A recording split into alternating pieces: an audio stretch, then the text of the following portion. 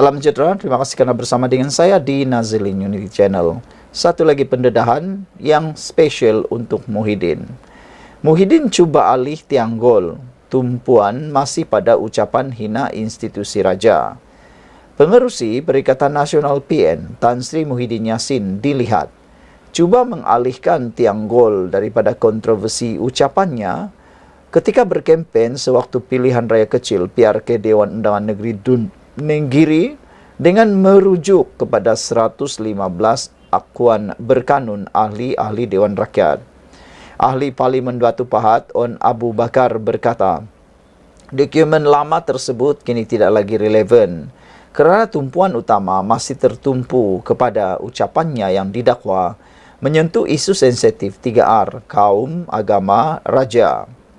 Tindakan Muhyiddin ini dilihat sebagai usaha untuk mengelak daripada menghadapi implikasi serius akibat kenyataannya yang menghina institusi diraja. Tegasnya menerusi kenyataan hari ini. Semalam, Muhyiddin memberitahu telah menyerahkan beberapa dokumen kepada polis bagi membantu siasatan berhubung isu 3R semasa berkempen bagi PRK Nenggiri.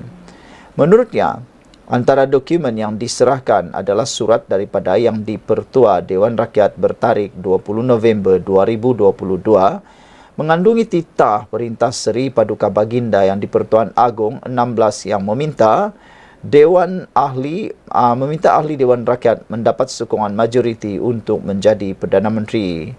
Muhyiddin juga menyerahkan 115 akuan berkanun ahli Dewan Rakyat yang memberikan kepercayaan kepadanya untuk dilantik sebagai Perdana Menteri yang diserahkan kepada Istana Negara pada 21 November tahun 2022.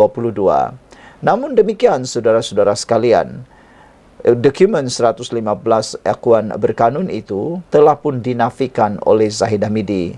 Kata Zahid Hamidi dalam satu kenyataan hari ini, sebenarnya Muhyiddin hanya ada 105 sokongan dan tidak cukup untuk membentuk kerajaan. Kata Zahid Hamidi, 10 daripada SD yang dinyatakan oleh Muhyiddin itu telah pun menandatangani 2 SD. Maknanya berlaku pertindihan sama ada menyokong PN atau menyokong BN. Maknanya itu tidak sah. Bagaimana mungkin 2 orang atau 10 orang ini menyokong 2 pihak? Tidak boleh seperti itu. Saudara-saudara sekalian, bercakap lanjut lagi, Muhyiddin yang telah pun memberikan itu kononnya layak untuk dilantik sebagai Perdana Menteri. Tetapi sebenarnya dia lupa akta anti lompat parti yang telah diluluskan sendiri oleh kerajaan beliau sebagai Perikatan Nasional. Satu lagi surat akuan penerimaan akuan berkanun daripada Setiausaha Sulit Kanan Baginda Kolonel B. Datu Nazim Muhammad Alim yang mengesahkan beliau menerima dokumen itu jelasnya dalam kenyataan. Mengulas lanjut, On Abu Bakar berkata akuan berkanun yang dirujuk oleh Muhyiddin tidak lagi terpakai dalam konteks semasa. Wakil Rakyat PKR itu menegaskan bahawa pelantikan Datuk Seri Anwar Ibrahim sebagai Perdana Menteri telah disahkan melalui undi percaya di Parlimen sekaligus menjadikan segala dokumen terdahulu tidak lagi relevan dari segi undang-undang dan perlembagaan. Ini paling tepat. Kalau betul Muhyiddin mempunyai sokongan 115 ahli parlimen, kenapa semasa Anwar Ibrahim membuat usul undi percaya dengan berani membuat usul pada diri sendiri untuk diundi? Waktu itu, apa yang terjadi? Anwar Ibrahim mendapat undi lebih daripada layak untuk menjadi kerajaan. Jadi, kalau benar ada yang menyokong Muhyiddin, di mana perginya 115 pengundi tersebut? Tindakan Muhyiddin ini juga dilihat sebagai cubaan untuk mempertikaikan semula keputusan yang di-Pertuan Agong terdahulu, walaupun beliau menafikan niat untuk menghina institusi diraja.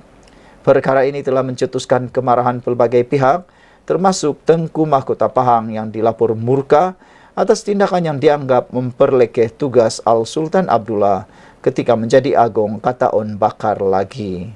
Sekian untuk kali ini. Jangan lupa tinggalkan komen Anda, tekan butang subscribe. Bye-bye. Salam sejahtera. Terima kasih kerana bersama dengan saya di Nazilin Unity Channel. Setelah kalah teruk di PRK Nenggiri, Anwar Musa dipanggil sebagai lebay atau Ustaz LV. Kini beliau tampil pula. menjawab kekalahan teruk itu. Tapi jawaban daripada Anwar Musa ini paling menarik dan memang banyak yang boleh diberikan komen atau diperdebatkan. Jadi saudara-saudara yang menonton video ini, sila tinggalkan komen anda untuk penafian dan juga mempertahankan diri, komen mempertahankan diri daripada Anwar Musa ini. Beliau kata, kalau calon bekas BN boleh menang di Nenggiri. Itu komen Anwar Musa selepas kalah PRK Nenggiri. Ramai netizen kata, macam mana pula calon bekas BN boleh menang di Nenggiri?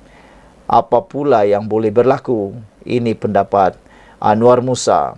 Walhal, ramai orang yang menyalahkan Anwar Musa sebagai punca kekalahan PAS di Nenggiri. Salah satu perkara yang boleh dijadikan asas kepada pertanggungjawaban kekalahan itu kepada Anwar Musa ialah kerana Anwar Musa sudah tidak relevan lagi di mata pengundi negeri. Selain daripada itu, tindakan sombong bongkak beliau memakai pakaian LV semasa berada di perkampungan orang asli juga disebut sebagai punca kekalahan. Selain daripada itu, mereka juga kata Anwar Musa adalah pemimpin Barisan Nasional dahulu yang di-recycle dan tidak memberikan apa-apa kesan yang besar kepada pilihan raya di Nenggiri. Walau bagaimanapun, pengerusi Muafakat Nasional MN ini, iaitu Tan Sri Anwar Musa, berpendapat jika calon PN pada PRK Dun Nenggiri baru-baru ini datang daripada kalangan bekas pemimpin UMNO seperti pada PRN lepas, keadaan mungkin berbeza. Sebenarnya saudara-saudara sekalian, ramai yang juga mempersoalkan tindakan Anwar Musa ini. Adakah beliau sedang mempersalahkan tindakan PAS dan Bersatu untuk meletakkan calon bidang terjun daripada PAS masuk Bersatu itu? Adakah ini juga sedang menjadi perdebatan dalam kalangan Perikatan Nasional? Adakah dengan ini juga komen daripada Anwar Musa ini akan dapat menyebabkan tersinggungnya Muhyiddin Yassin dan Hadi selaku pengerusi Perikatan Nasional dan timbalan pengerusi Perikatan Nasional serta kedua-duanya adalah Presiden Parti untuk PAS dan juga untuk Bersatu? Menurut Anwar Musa, hal ini kerana undi UMNO tentunya akan berpecah dan tenaga kempen tempatan juga akan lebih berkesan apabila datangnya dari kalangan penyokong UMNO. Malangnya tidak seperti di Sungai Bakap, perkara ini tidak terjadi. Ramai dari kalangan mereka merasakan mereka dikesampingkan, katanya menerusi kenyataan. Selain itu katanya BN juga telah menggunakan strategi BN tanpa DAP dan PH.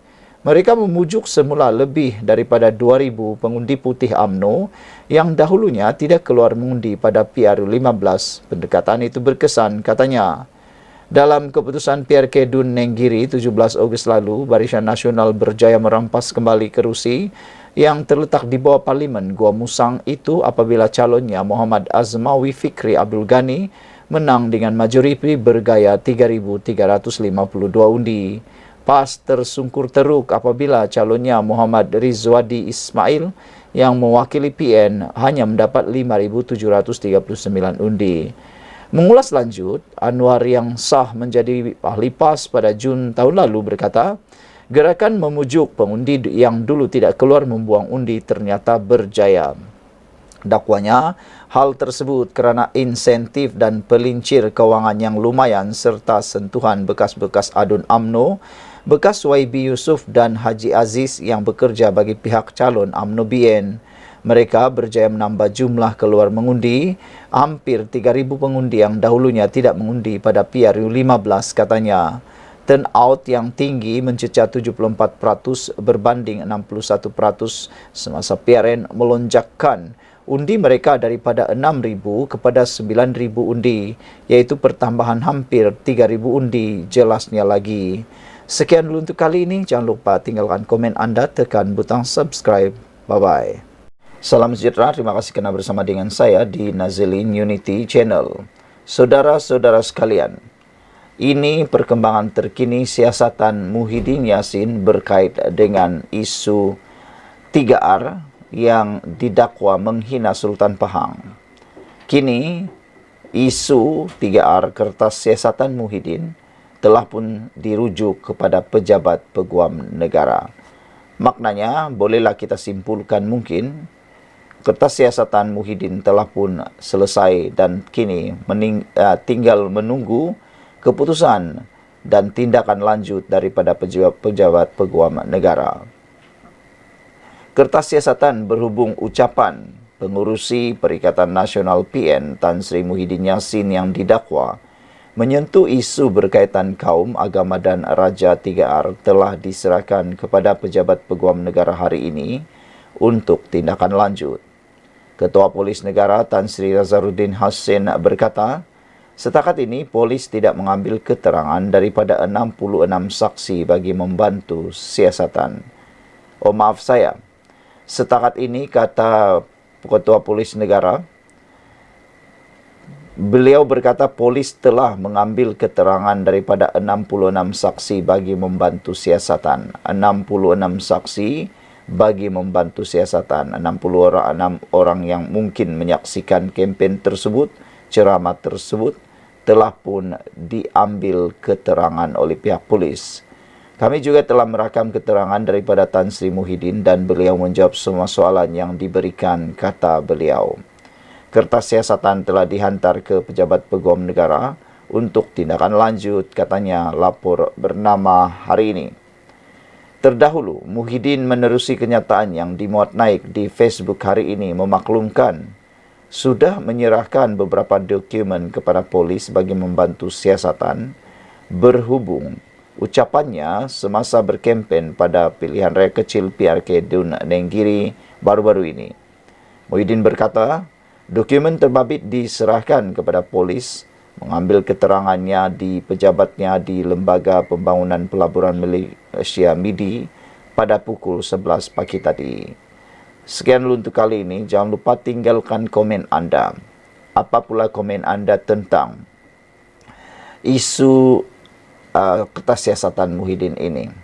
Saudara-saudara sekalian, menurut satu laporan yang kita telah terima, menunjukkan bahawa ada 4 kali Muhyiddin seakan-akan telah pun membelakangi Sultan di dalam paparan grafik ini. Muhyiddin penderhaka, kata dalam Harapan Daily. Ucapan dan tindakan Muhyiddin kerap menyinggung Sultan hingga pernah menyebabkan ketegangan hubungan kerajaan dan istana. Pada 29 Julai tahun 2021, timbul duka cita yang di Pertuan Agong Sultan Abdullah. Muhyiddin meneruskan pelanjutan darurat tanpa perbincangan atau berkenan penuh daripada Agong ketika COVID-19. Selain itu, pada 12 September tahun 2023, undang teguran Sultan Selangor. Tindakan Muhyiddin mengeluarkan fatwa haram sekiranya mengundi calon PH ketika PRK Kulai mendapat teguran dari Sultan Selangor.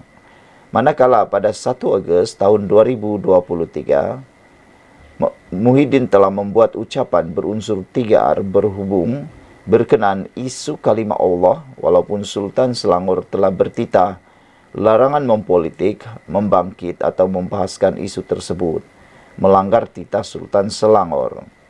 Pada 19 Ogos tahun 2024 pula, telah pun mencetuskan murka Tengku Mahkota Pahang dengan didakwa memperlekeh dan mempertikai tugas serta peranan Sultan Pahang Sultan Abdullah ketika baginda menjadi yang di Pertuan Agong ke-16. Tinggalkan komen anda untuk isu kali ini dengan paparan daripada Harapan Daily Muhyiddin penderhaka ini. Kita jumpa lagi. Bye-bye.